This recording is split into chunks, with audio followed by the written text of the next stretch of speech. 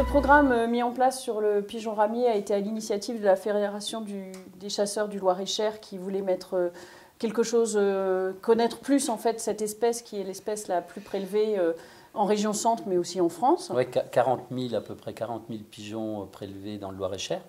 Donc du coup, à la demande en fait un peu de la Fédération des chasseurs du Loir-et-Cher, il y a eu un groupe de travail qui s'est mis en place. On a réfléchi à ce qui pourrait être fait au niveau de cette espèce-là. Et on s'est rapproché en fait du GIF, qui est le groupement d'investigation sur la faune sauvage qui est basé dans les Landes, là, qui regroupe en fait les fédérations de chasseurs Midi-Pyrénées et Aquitaine.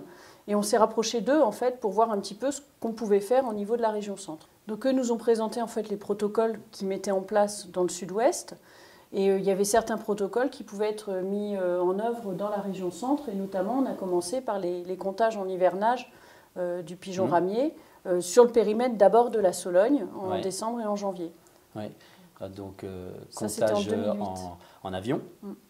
Qui sont faits déjà depuis pas mal d'années, qui se sont étendus donc ensuite à la Fédération du Loiret, donc département du Loiret, ensuite l'Eure-et-Loire nous a rejoint, ainsi que l'Indre, me semble bien, l'Indre-et-Loire, le Cher, et donc depuis maintenant au moins 3-4 ans. Il y a tous les départements de la région. Voilà, les 6 départements participent à ce comptage aérien, qui a quand même un avantage, c'est de ne pas coûter cher. On pourrait croire qu'un comptage aérien, tout de suite, c'est des moyens disproportionnés. Et c'est l'inverse, parce qu'en 2 heures de temps, chaque département peut avoir quand même une idée de la présence et de l'abondance des pigeons. Et finalement, c'est très intéressant. Et on voit l'évolution d'une année sur l'autre. D'ailleurs, cette année, Christian, on avait, au dernier passage, on était pratiquement 40 000 oiseaux de vue. Habituellement, on tourne à 15 000, je crois qu'on a fait une année à 25 000 aussi, mais là, pratiquement 40 000. Et dans les 6 départements, c'est une année record, donc au comptage du 15 décembre 2015. Une des problématiques notamment de cette étude, elle est de savoir les oiseaux présents en décembre chez nous, d'où ils viennent, est-ce qu'ils sont finis leur migration, est-ce qu'ils sont en cours de migration, est-ce que ce sont des oiseaux qui restent toute l'année? Bon, chaque personne a une idée précise sur la question, mais nous on attend d'avoir ces résultats pour savoir un peu ce qui se passe. Parce qu'il y a quand même des choses intéressantes, savoir que les gros passages dans les Pyrénées se font fin octobre. Or nous on a des paquets d'oiseaux qui arrivent courant novembre. Donc il y a obligatoirement des choses qu'on a du mal à comprendre et on espère découvrir par la balise Argos.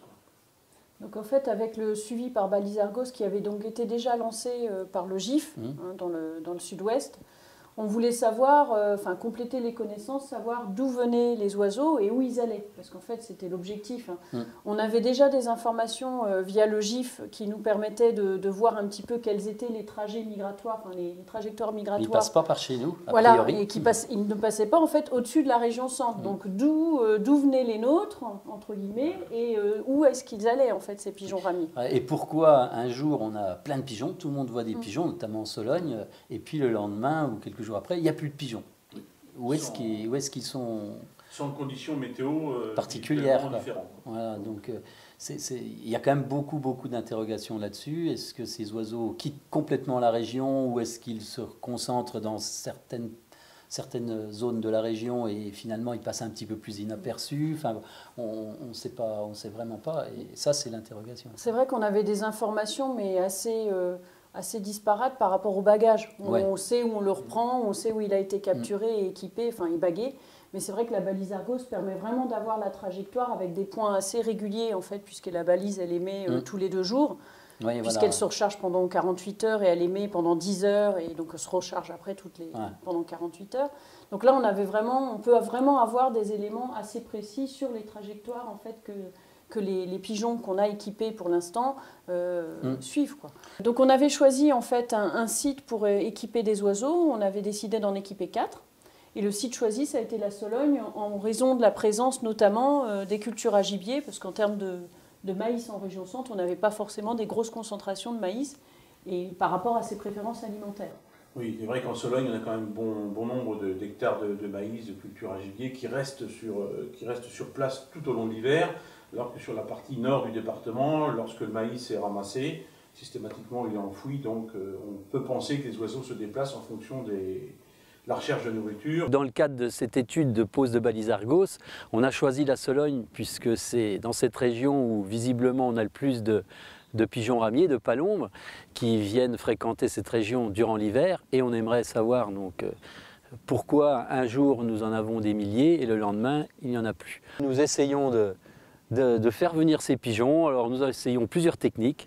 Alors des poses de mue, des appelants, toutes sortes de choses, des petits pièges. On a obtenu une autorisation de l'administration pour tout ça, évidemment.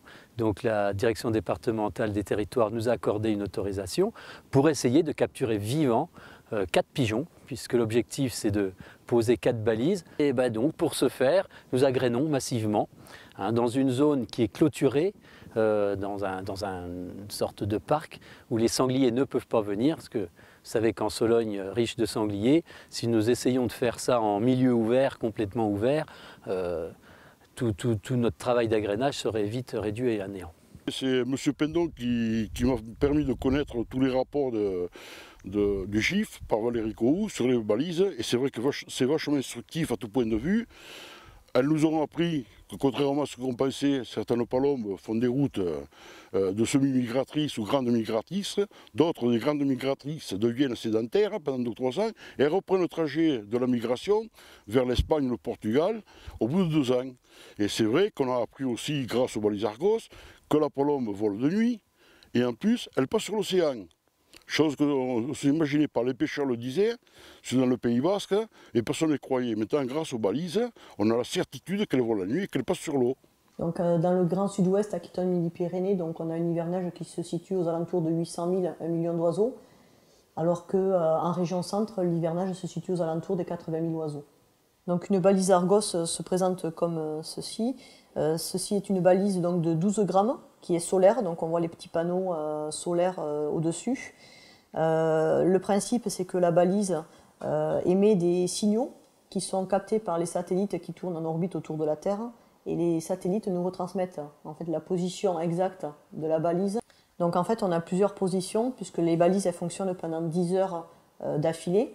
Elles se mettent pendant 48 heures en mode off, et ce qui permet de recharger donc, la batterie. Et pendant les 10 heures d'émission, la balise peut émettre autant de fois qu'elle est captée par un satellite. Donc on peut avoir de 20 à plus de 50 localisations durant les 10 heures de fonctionnement de la balise. En théorie, la durée de vie d'une balise est de 3 à 5 ans pour une balise. Mais seulement là, on a affaire à un couple balise-oiseau.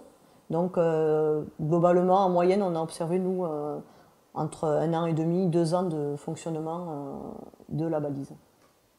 Les balises Argos en fait, vont permettre d'avoir beaucoup plus de précision sur la biologie de l'espèce, donc sur la biologie de la palombe, pour savoir un petit peu quand est-ce qu'elle migre de jour, de nuit, où est-ce qu'elle va, est-ce qu'elle est fidèle à son lieu de nidification, de reproduction, ou est-ce qu'elle est plutôt fidèle à son lieu d'hivernage, et aussi avoir des indications sur l'aspect chronologie en fait, de la migration, donc savoir à partir de quand elle part en migration prénuptiale dans le nord-est de l'Europe.